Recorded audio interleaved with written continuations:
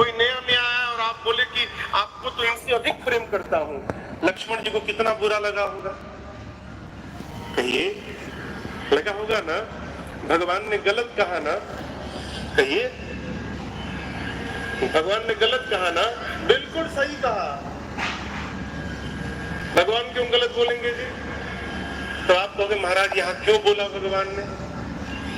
एक महापुरुष है पूज्य श्री कृपा शंकर जी रामायणी, अयोध्या में, अब तो नहीं रहे। वो कहते देखो, एक माँ के दो बच्चे हैं, एक 5 साल का और दूसरा बेटा 2 महीने का। माता दोनों में से सबसे अधिक किसको प्रेम करेगी? किसको करेगी? हाँ, क्यों भाई? 5 साल वाला तो 5 साल से उसका बेटा है, तो सबसे अधिक तो 5 साल वाले को करना चाहिए ना। लेकिन माँ किसको करेगी? 2 महीने वाले बच्चे को।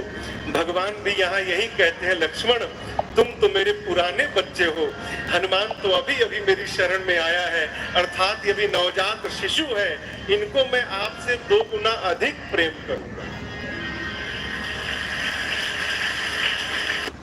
हर्षद मेहता स्कैम के बाद अब 2025 में स्टॉक मार्केट में एक और बड़ा स्कैम चल रहा है, स्कैम इन स्टॉक मार्केट। भगवान किसी के मन को नहीं दुखाते हैं,